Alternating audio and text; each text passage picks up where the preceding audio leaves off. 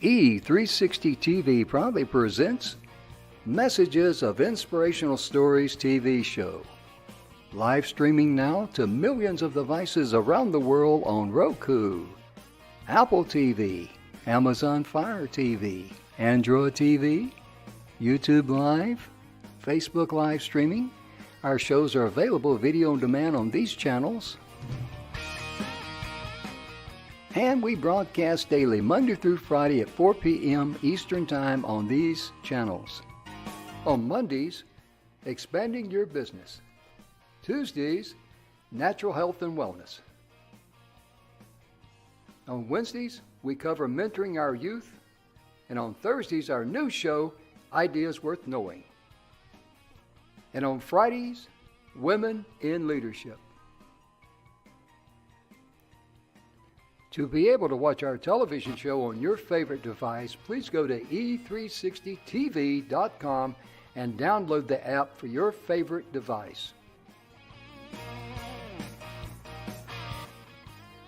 Brought to you by our producers and hosts, Jim Grant and Donna Guinois. Along with our host, Beata Severin Reed and Emerson Brantley.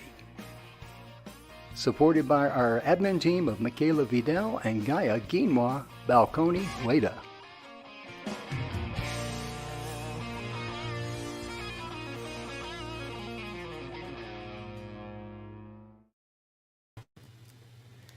And welcome to the show, ladies and gentlemen. We're a little bit late getting started here today, and it's all my fault, but I promise you we will be on time for the weekend to start. That's a cardinal sin if that starts late. Welcome to the show. I've got Michelle and Kimberly with me today, and we are so excited that you're here today. We always enjoy our Friday show because it's all about women leadership, women who have, wherever they've been in their life and how they've overcome great obstacles, not only in business and leadership, but also in their personal lives. And ladies and gentlemen, before I get started with our guest and all, I want to share something with you. It's very, very near and dear to my heart. I turned 75 this past, let me think now, I see it as 7 days, I can do this past Sunday, August the 6th. And I'm very, very thankful for my life, my health, and things of this nature, because those of you that follow the show know that I had a heart attack, open heart surgery, 4 bypasses and all that. And people ask me, a few people, my family didn't ask me because they knew better. Too dumb to quit, you might say. But a lot of people ask me when I was going to retire. I've got no desire to retire. And do what? Practice growing tomatoes? I'm not knocking anybody that loves gardening work. I'm just saying that that's just not my calling in life. But the reason I want to share this with you is that I know there's people out there in TV land that they have loved ones, maybe you yourself may be concerned about your heart. Prior to my heart attack, I had no previous warnings whatsoever. Blood pressure was good. The bad cholesterol, the LDL, was 73 2 years before my heart attack, 93 in the hospital after my heart attack, and doctors will tell you anything under 100, you got a green light. Well, that didn't work out for me too well. But I started doing research after having my heart attack and having the surgery, coming home and all that, because the medication I was prescribed was not working for me. And I started doing research. And I found 2 products. One of them has 4 different independent studies that was done for over a 12-month period that really proved beyond a shadow of a doubt that this was very beneficial for the heart.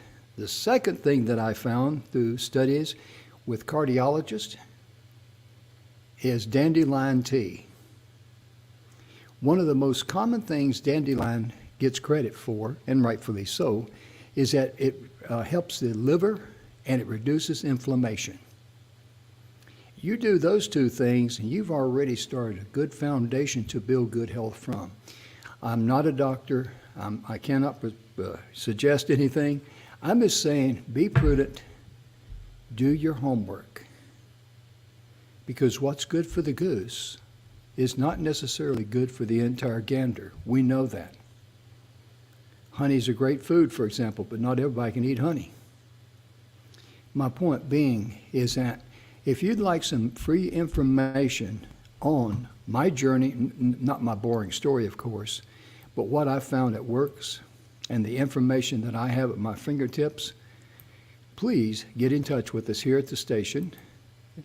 Our email address is inspiration@e360tvlive.com, and we'll be glad to, our staff will be glad to make sure you get the information. All you got to put in the subject line is heart. And we'll be glad to respond to you with information. That way you can make an intelligent and informed decision in the privacy of your home the way it should be. Also, we're brought to you by the good guys at the 6minutewebinar.com. And those of you that have watched the show, you know what I say about the 6minutewebinar.com.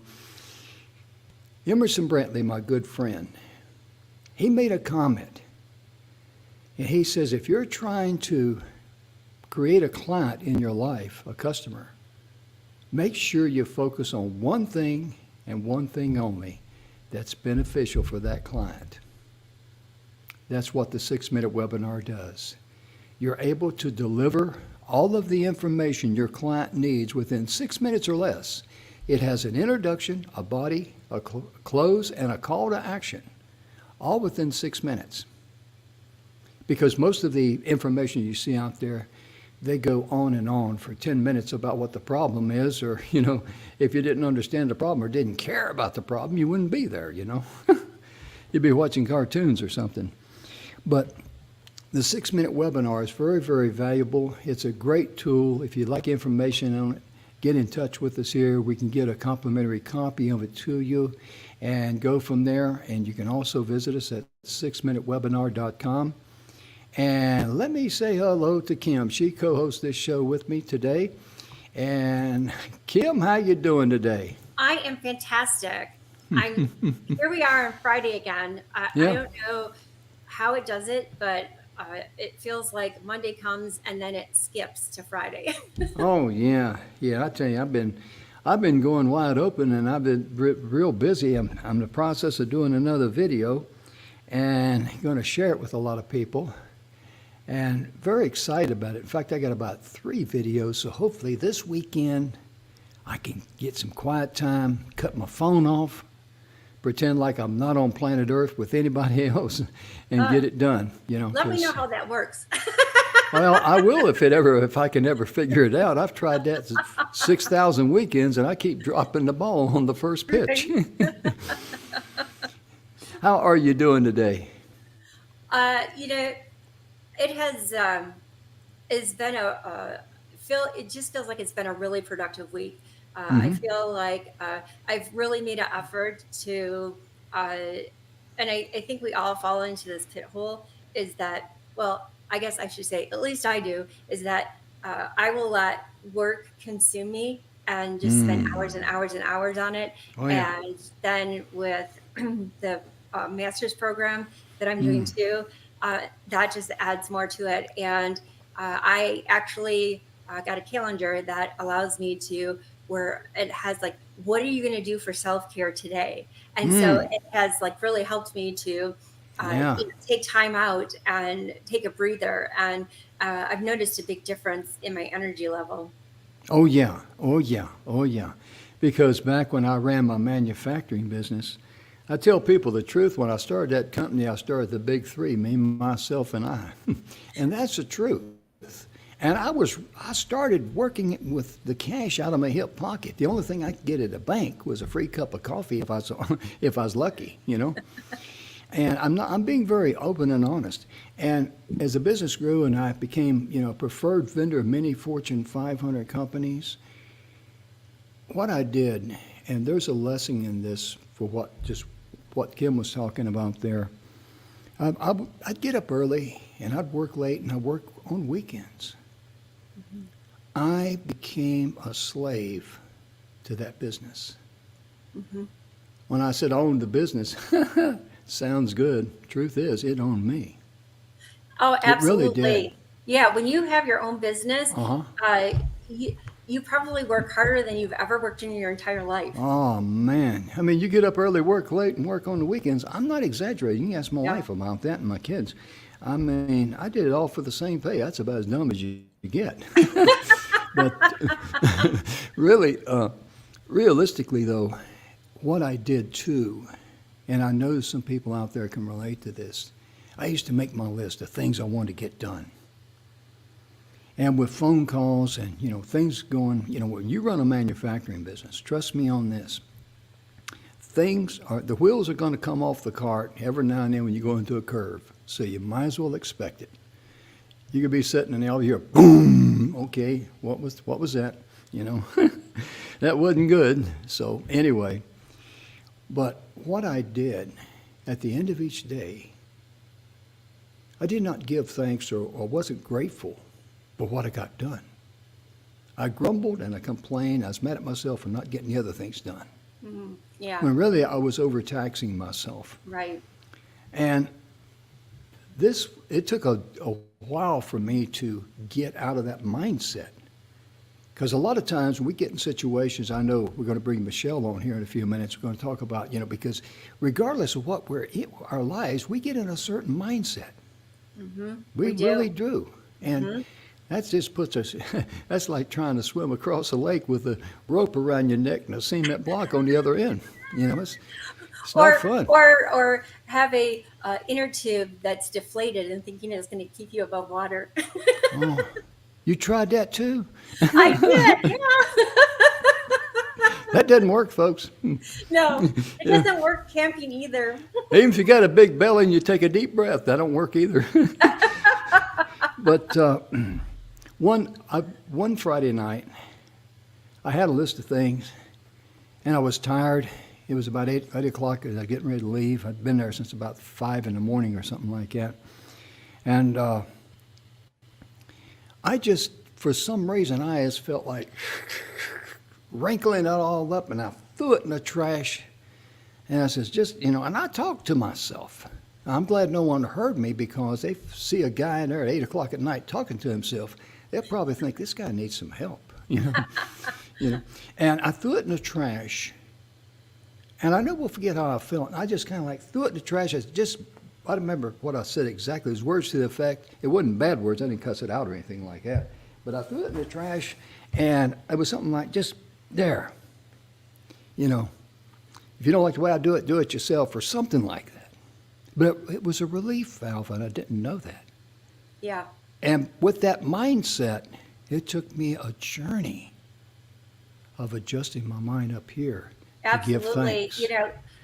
Here's a little tidbit Okay. that I'm going to throw out there, is that I used to get so angry at myself, of, I can't believe I did that. Like, how stupid was that? And I would, Oh, yeah. really beat myself up. So I have changed that. And either if I'm overwhelmed or I don't do something correctly, I always say, geez, what another opportunity I was given to, see how I could do it differently. And it's just the whole mindset that I'm not, I've had enough of that in my life, of Yeah. treated Yeah. that way. I don't need to beat myself up also.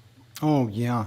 You're absolutely correct. Another thing that I do nowadays, I should do it more often, but I don't think of it as much as I should, to be honest with you. But a lot of times I wake up in the morning, I just give thanks. I got heartbeat in my veins and breath in my lungs, because you can't buy either one of those. And if you don't have both of them going for you, you're not going to have a good day. I mean, it's kind of like the old saying goes, before the sun sets, you're going to be shaking hands with the Undertaker, And, That's right. But little things like that, to give thanks for the things that money cannot buy. Your health, your happiness. And that automatically kind of like sets the tone for your attitude for that day. And one of the things that I quit doing was I stopped listening to stuff or looking at stuff that was contrary to my way of thinking. Because you can't change the world, but you can change yourself. And on that marquee down there, I play this practically on every show, The Strangest Secret by Earl Nightingale. That is a great video. It's about 30 minutes long or so. It's an MP3, which there's no movie to it, just his solitary picture and his words. Please, please, please, please, plug it in, close your eyes, lay back and relax, and listen to Mr. Earl Nightingale's message, The Strangest Secret. I met him when I was 17 or 18, somewhere in there, and I was old enough to know who he was, but I was too young and too dumb to appreciate who he was, to be honest with you. And Kimberly, who is the young lady you invited to be with us today? Oh, my goodness. This is a dear friend of mine. Her name is Michelle Petrosky, and she is the CEO of, oh, geez. You're having a gym moment right now. I am having a gym moment. I've been having a lot of those lately where I me have too. a thought and it just like takes it out of my brain, and I'm like, Oh, yeah.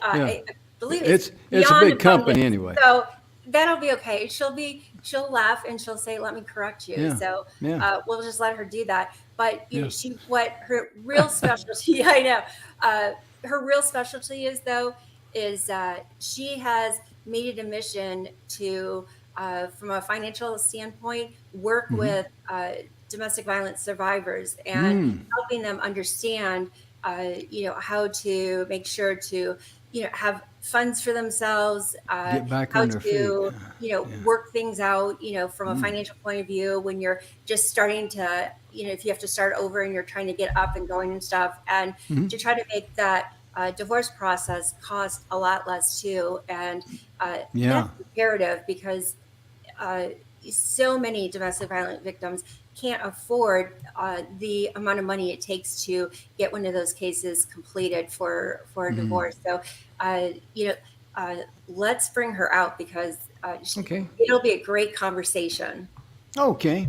And we'll find out what our business is. I know exactly. I Hey, know. Michelle, how you doing?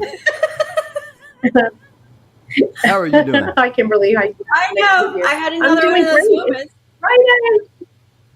I We were just know. talking about that the other day. I know, and it's been happening a lot lately. As I keep healing, I'm finding that happens more often lately. So, Mhm.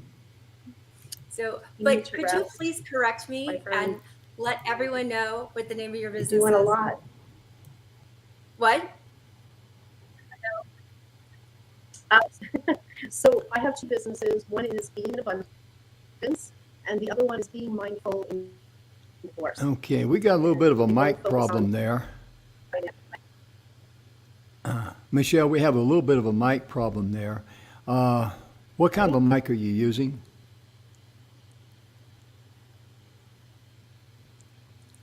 Oh, Uh-oh. yeah. Did we lose her altogether? No, she just the signal there, and she'll go out and come back in. Let's see if we can get her back in here now. And are you with us now? Can you hear me? Yeah, I'm here. I just, You just cut your camera off, yeah, because it got rid. and she just the devices are not contacted. So anyway, we'll drive on here a little bit. Did she say? Could you make out what her business was? Yeah, the first one is being in abundance. So I was pretty darn close. Okay. Yeah, so I'm gonna All take right. credit for as close All as I right. got. Let me see if we can get her back in here, and let's see how this There we is going. go. There she is. Yeah. Your camera's working great. How's your, just say a few words to see how the volume is. Okay, how's the volume now? Oh, that sounds much better. At least on my side. Yeah. Let's go ahead and we'll try to, go ahead and do it. And hopefully the volume will be okay. Okay. Anyway, welcome to the show on behalf of Kim and myself. We're so glad you're here because I've heard so many great things about you. And I'd just like for you to just take a moment, if you would, just to introduce yourself out there to TV land and let them know, a little bit about your background, what you do, and most importantly, we know you didn't get up one morning and flip a coin on whether you're going to do this or something else. But how did you get into your profession, if I may? Go ahead. Sure. Actually, I was in technology for over 20 years, and I always loved what I did. And I worked for JP Morgan for many years. And after many mergers, if you will, I just really felt like the work I did didn't really make a difference any longer. Mhm. And so I took some time to take a step back and say, where could I actually have some impact in the world? And after actually probably about 3 years of reflection and meeting with a lot of other folks in different career paths, I decided to become a financial planner. So I went back to school midlife at age 40 to do that.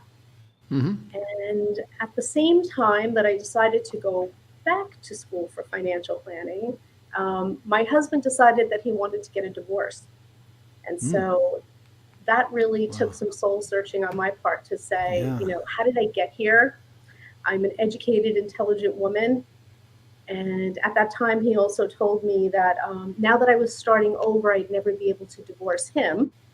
And it was really at that point that I realized that I was in an emotionally abusive and controlling relationship, and decided that I wanted to focus proactively on female finances and be a stand for other women in similar situations. Yeah. I hear you. I understand. That's a tough thing there, but I like what you said about, how you were able to divorce him, and that's to let him go, in other words. Did I hear that correctly? If I'm wrong, please correct me. Well, no, I guess he was letting me know that I was now trapped because I didn't have the good income that I did when I was in technology, and I was starting over. And so that was a shift for me to now take a step back and look at that relationship, which there had been many red flags prior to us getting married, but because I Right. always had my own money, I wasn't really, I guess, aware of that. And so now I'm here, 40 years old, starting over with 2 children, Wow. and I knew I had to get busy quick Sure. because I didn't Understand. need help any longer term. I understand. That's one of the things Bill Heinrich talks about in his book. He says there's only 2 emotions on planet Earth. There's love and there's hate. And we're born into a physical world of survival. That's just the way our world turns. And many times when negative things happen to us or bad things happen to us, if we allow our emotions to get involved with it, the more involved that we are with that emotion, the negative side, the more it owns us. The more we become its slave. But if we love ourselves enough and we love it, just, I like what Bill says when he says, when he has a negative thing like that, a fear, a problem, hey, come here, I'm going to love you. And Kimberly knows Bill very well, and you could just see him doing that. Yeah, absolutely. And he says, once I love what worries me or concerns me, it no longer owns me. And then I can let it go. And that's powerful. It is. And that was probably one of the biggest lessons of my divorce, was that I got to choose who I was going to be in any situation, regardless of the circumstances, and embrace it for the opportunity of growth. Amen. Absolutely. If I may, I like to share this with the folks out there in TV land. You've heard me share it on many, many, many shows. And Mr. Bill Heinrich, I just spilled something on there. I don't know what it is. I'm just going to cover it with my hand so you won't see it. The 7 levels of truth. But on the back part here, Bill says this, and I always know that there's someone out there in TV land that really needs to hear this, because a lot of people, their self-worth is just not there. And we've all been there, He says this book is for anyone seeking answers and solutions to find success in life. And this is what I love. This is what I want you folks out there to embrace. I mean, bite into this like a hound dog with a bone and hang on because it's so true. Your birthright, I want you to embrace that, visualize that. Your birthright is for you to enjoy the abundance of life, to enjoy love. And you start by loving yourself first. Then you can give love to others because you can't give somebody something if you don't have it. Now, I'd like to give Kimberly $100 million or something like that, but I hadn't got it. Hey, I won't say you go right to it, Jim. That's right. I will Yeah, open that account right open for you. yeah. She's such a fine Christian lady. She wouldn't even question me. And what's really amazing is that when you love yourself and you can love others, then you free yourself because then you're setting yourself up to enjoy the peace and enjoyment of life. And if someone is out there telling you you're not worthy, if someone is putting you down or finding fault with you, love them enough to feel sorry for them because they're ignorant, undereducated, and they may be borderline stupid. So you got to feel sorry for somebody like that, I mean, because when you do that, when you look at them with a forgiving heart, they no longer can control you. And I've known this about Kim. I've known her several years. Kim is not someone that quits. No, she's not. She's like a prize fighter on a Friday night in a 15-round event. Hey, she don't care if it's round 7, 8, 9, 10, 11. She don't care if the opponent's been beating her or whatever. She's going to answer the bell because sooner or later he's going to run out of Wheaties, and when he does, he's going to be in trouble. That's the attitude that she has. That's a winner's attitude. You never quit. Well, I'll tell you what, Jim. With the newfound attitude that I have and thought process I have for myself, I have brought wonderful women like Michelle into my life because I have the space available for that to be in there, and to expand on the point that you're making. One of the things that with what Michelle does is that those divorce is hard enough as it is, but if you're going through where you've been in an abusive marriage, you're thrown into I call the pen, where you're having to try to figure out where to go first, and not even knowing what it is that you're supposed to go for, and you just kind of like run in circles.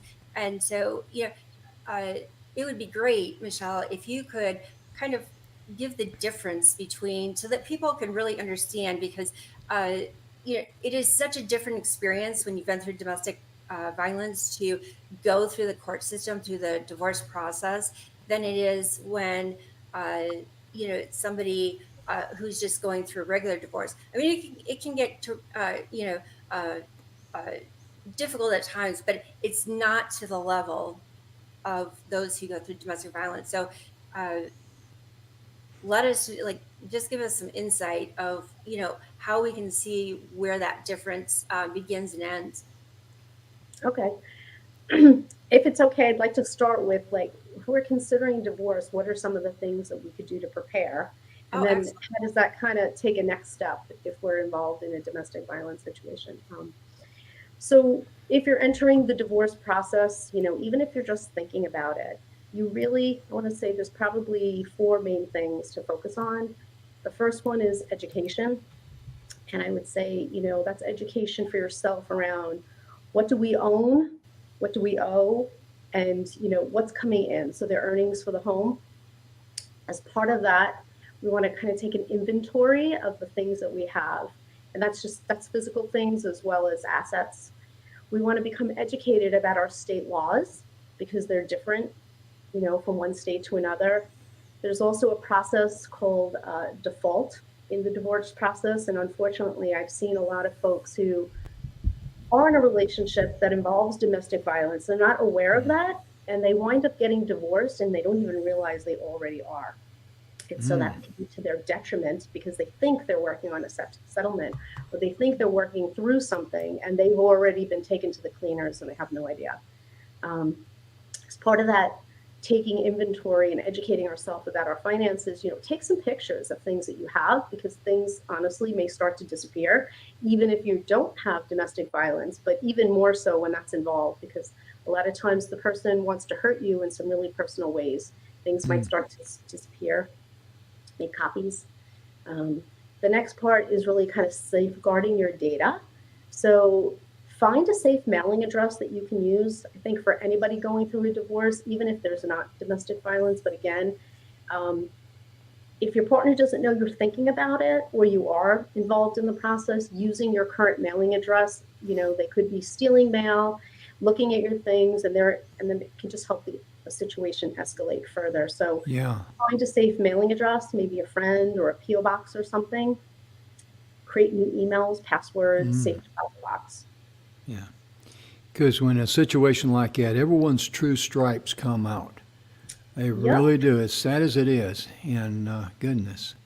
Yeah. My daughter went through a divorce, and he was something else.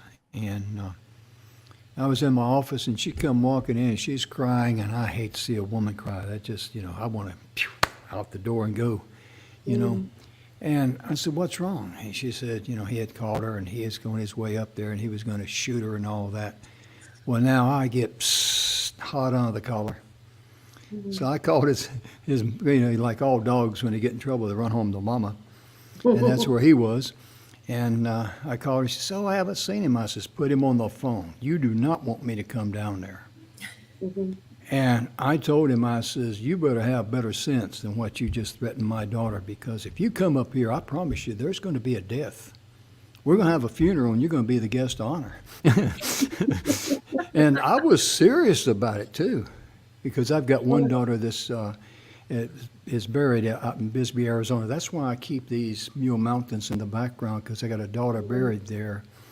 And I've got, of course, Lisa and my son, our son, James. But my point being, I did not, and this may sound, old-fashioned or whatever, but in my heart, this is the way I feel. I did not raise my daughter to be somebody else's punching bag. Yeah. Or to be used and abused. And, I knew it was a bad situation, and they had their problems. She came home, and then she wanted to go back and try to make it work. And I told her, I said, "Well, I'm going to be honest with you. I've never seen it work. I hope it does for you, but if it doesn't, remember, you're always welcome home." And I got to tell a little funny story about Lisa, because me and her growing up, when she got to be 16, 17, and 18, she scared the heck out of me. Because I'm a dad, And I caught her lying one time, and I caught her doing a couple of things, so I grounded her for 3 months. No phone or anything, because I was, I said, "I've had it." And during the 3 months, actually, we became friends and closer and all that. I said, "Lisa, I've really enjoyed the last 3 months. Would it be okay if we extended another 3 months?" I'm sure that was arousing, yes. Yeah. Oh, no, she laughed about it, because she understands we have a sense of humor in our family. And but when I first grounded her, she says, "Okay, Dad," she says, "I'll obey that, but when I'm 18, I'm moving." And I says, I will help you." And every time she's moved, I've kept my word. I've helped her. That's sweet. Hysterical. Yeah, it's because it's that's why she came up last Friday. I got corralled because they had plans to take me out, and do some things together as a family. So I was MIA, missing in action. I cut my phone off and everything. So people thought maybe I'd made the big escape. Yeah, they thought maybe I'd already checked out and made the big escape, but I was in good hands. Jim, as you're sitting there talking about, which was, funny story with, Lisa, but, there's a lot of kids that are in that age that Oh, yeah. wind up going off to college, or they decide they're going to move out on their own or go to trade school.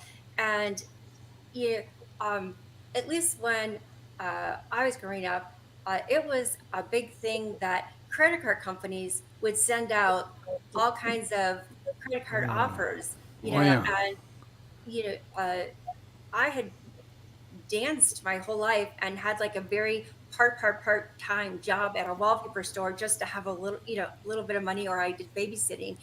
And, you know, uh, I was like thrown into this world of living in the dorm, and in my mailbox, I remember the one time going in there and there was like a pile of like credit cards, offers that were there. And Yeah. at that time, I didn't even really understand what a credit card was, but, that Hmm. just kind of leads me to, you know, uh, uh, to Michelle, is that, credit cards, uh, we're in a time and point in time right now where, there's all these things that are being offered, like points, and you can get this and that and stuff. And I've heard so many people say, make sure that you pay for everything with your credit card, and uh, so then, all of a sudden you're going through a divorce, uh, and what if this person that has been very controlling and manipulative decides that as you're going through the divorce, that they're going to continue to run up the credit card bill and stuff. So uh, Mm. do you have, like, what are your tips and thoughts of especially for women as they're getting out on their own, what if they have to use credit cards to try to get up and going? Like, what is your best suggestions for all those variety of women that are out there? Well, first, I would, print out your credit history if you haven't looked at it. If you could get a copy of your spouse's, that would be good too. Hmm. Um, Either before they know you want to go to get a divorce or while you're considering it, at this point, you're at the point that you have household income. I would say open a card in your name. If you're an Hmm. authorized user on your spouse's card, that's going to help your credit history. So we want Hmm. to build the history, want to keep our score from going down the toilet the best we can. A credit freeze would be helpful. That way you'd be notified if somebody is trying to open a card in your name. Oh, It's yeah. uh, it's very common when there is financial abuse that there's either debt in your name already, some like through coerced debt, or even intimate partner identity fraud. So by having that report, you can see if things have been already opened in your name. Hmm. Put that freeze. You can actually also contact the FTC, and you can actually file a report to Hmm. say your identity was stolen Yeah. because maybe your spouse or your partner helped Hmm. you to open these cards, or they opened them in your name without you knowing, Hmm. um, and kind of fight it that way. Hmm. You want to realize too, if you have a joint account with that spouse, they can take that money out at any time, and it limits your ability then to be Hmm. financially uh, to be okay on your own. So I would say open a bank account, start to save money slowly. You can also notify your bank that you're going through a situation and ask them to freeze that joint account. If you have a home equity line of credit, freeze that. Call any companies, custodians of 401ks or any Hmm. assets, let them know immediately so they can freeze. When you let these financial institutions know this, they have an obligation to follow up and do something because they've been notified. Yeah. That leads me to, let me, if I could just add one more question in there, Jim, because Sure. I don't want to lose it again.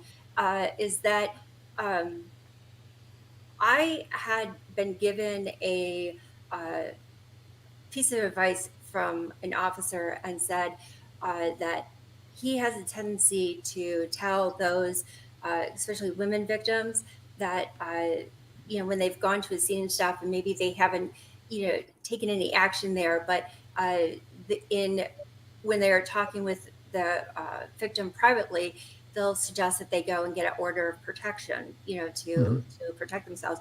And he always says to them that uh, before you go home after being at court, get to the bank and take money out and go set up an account somewhere else. And, the question that came to my mind is that, uh, is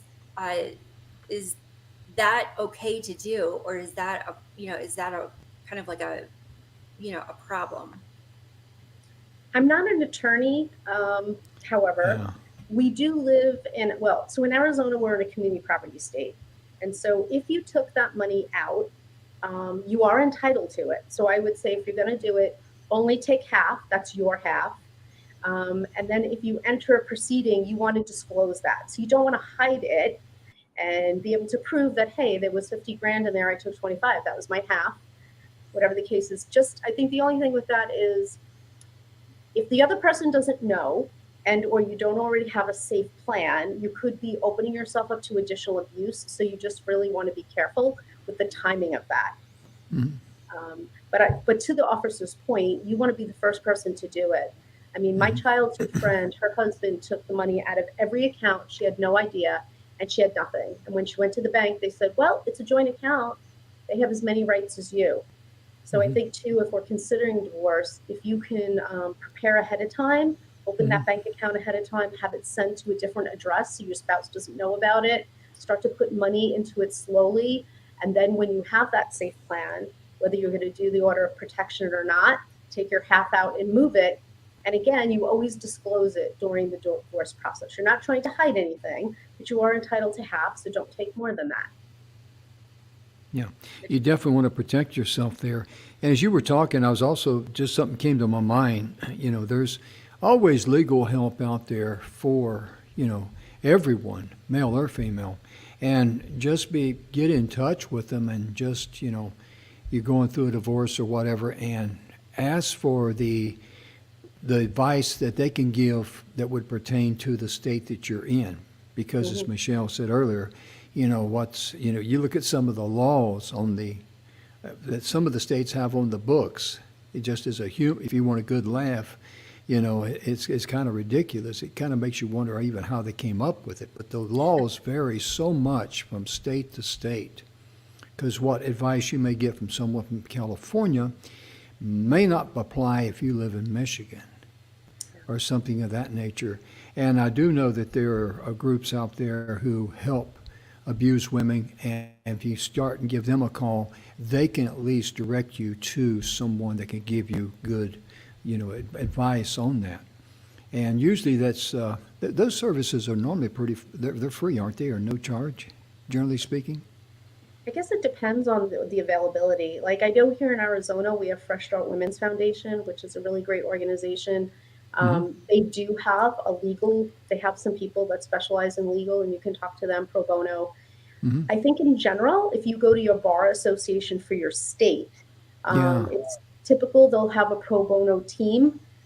And they might just be younger lawyers trying to start out, or they might be more seasoned professionals wanting to give back. I'll be honest, it's been my experience that there's some help there, but not as much as we'd like to see. That's unfortunate, because I know this one lady many years ago, back in the 80s, she was married to a guy, and he was not husband material. He just wasn't. And the way he thought about himself, the way he thought about women, he was just just not a good person, to put it honestly. And he kept everything under control. She didn't know anything about the finances. He wanted to keep her like a mushroom in the dark. And that really bothered me, because it's not right to treat someone like that, number one. And that's where I want to go with, find some help.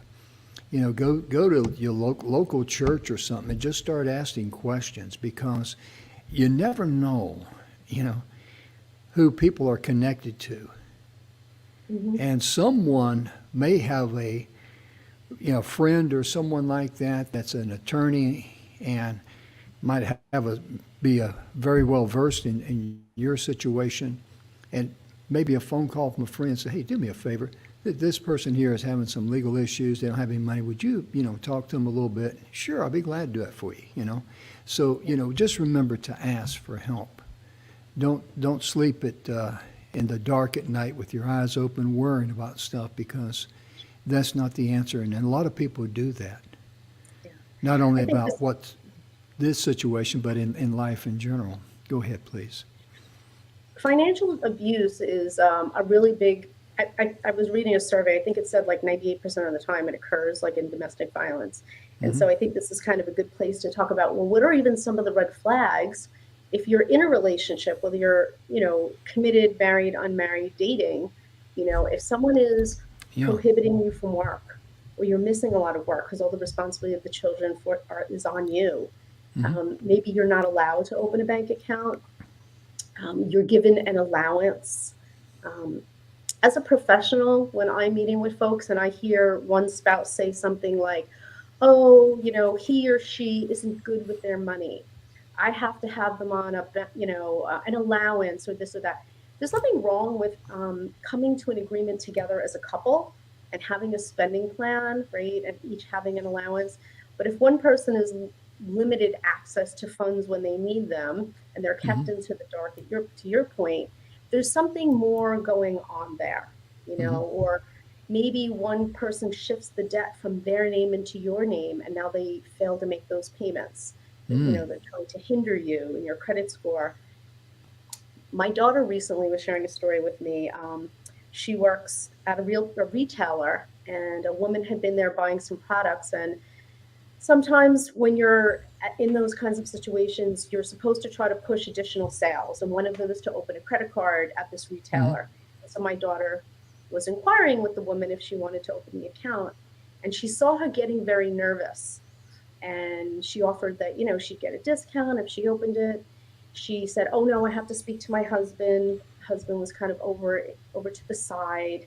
Um, he came over and he was against it. It was a very uncomfortable situation, but my daughter could tell immediately that there was something more going on. Like she wasn't Oh, yeah. allowed to give the information. Mm. She wasn't allowed to open the account. And afterwards, she got spoken to her by her manager, who was annoyed that my daughter didn't get the credit card open.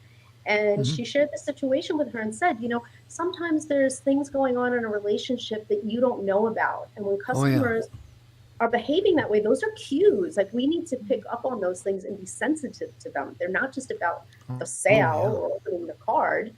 Um, Hmm. and I guess, and I was actually very proud of my daughter about how intuitive she was and how she handled it. And she let Yeah. it go and she actually recognized it for Yeah. what it was. That shows she's got some morals, values, ethics, and some, a decent backbone to her, and that's your credit. Uh, No, it really is, and because a lot of young people, they're only a lot of people, not just young, they're just focused on, you know, bringing up the sale or getting that sale, and I admire her for that because that takes courage to be that honest and have that insight. It's definitely we need more good people like that in this world. And Kim, you've been kind of quiet over there. Are you still awake? I Well, wonder. I had the front and center for a while there, and I thought I would, which I don't do very often, but Mm-hmm. I thought I would be, a real pale and let others speak. So, but as we're speaking about this, I actually just the other day I was in one of my classes and we were shown a video that one of like, I don't know, one of those like CBS or ABC or NBC, like the news shows they have. And they actually did uh, a exercise where uh, they had one of the news people's children who was 7 participate, and they acted like they were uh, kidnapping them and would look like sex traffickers. Mm. And their point of doing it is they wanted to see uh, who would get involved. And it Mm. took 8 people before somebody would decided to get involved.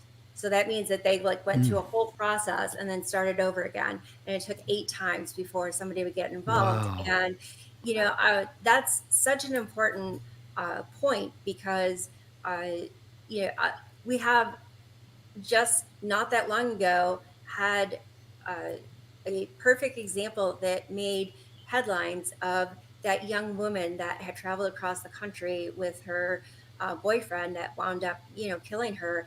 And, after the fact of when it got somehow picked up a ton of momentum on social media and stuff, that uh, stories came out of numerous people, as they were uh, in different places, as this young couple was going across the country, that told stories of time after time after time that uh, huge arguments breaking out and him like screaming at her and them having to walk out of the restaurant and walking back in and it starting again and then being asked, like nobody got involved. And, how many times, you know, uh, were people aware of something that could potentially have saved this young woman's life? It was absolutely savable so many times. And uh, that is such a huge problem that uh, is like, uh, it follows domestic violence or sexual violence, victims, that people don't want to get involved. Yeah. Become so, somehow it's going to affect their life in a negative way, or they don't want to be bothered because, they're too busy or something. And, that bleeds over into, the things that, Michelle does is that, when uh, nobody has, chosen to uh, take an extra look as to why their family member is not communicating with them, why they're not seeing them and stuff. They wind up in these, uh, horrific, financial situations where, as she was mentioning, like education, there's, a couple different aspects when it comes to education. One, like educate, like Michelle was talking about, of all the things that are going on in your house, like the finances, the bank accounts, the insurance company, insurance policy, like all that stuff. And then there is the like, uh, do you have your high school education? Have you done college?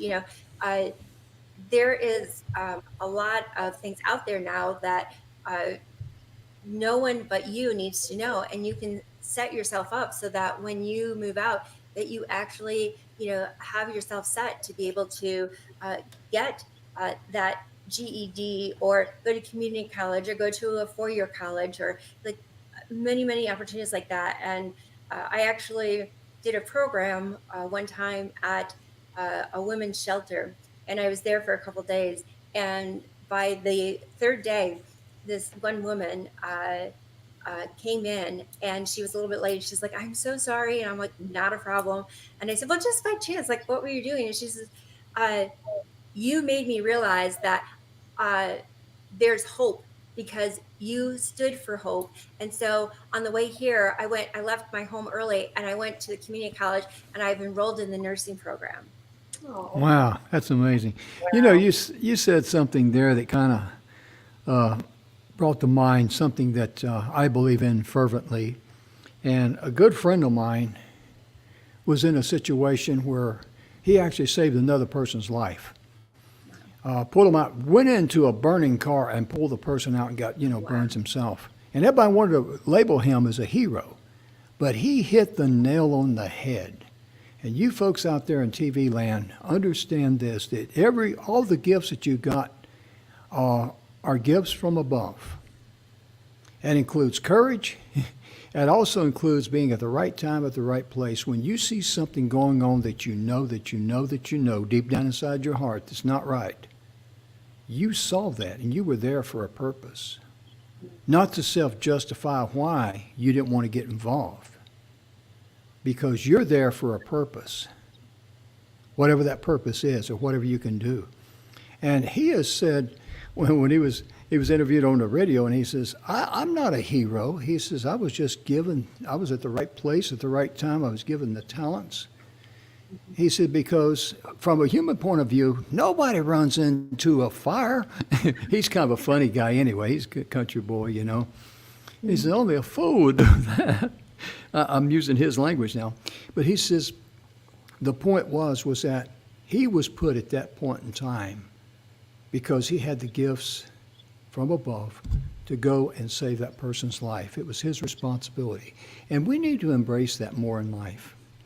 And I think that's very important to just think about and accept it, because I've never been put in a situation where I've been over my head. I served in Vietnam in 69 and 70. There's a few times I prayed like a nun at confession, I'll guarantee you. And, there's times it was not pleasant to be there, but, all those things make you stronger. They really do. And if it's meant to be, whatever it's meant to be, you've got everything that you need for survival. You really, truly do. You need to trust yourself.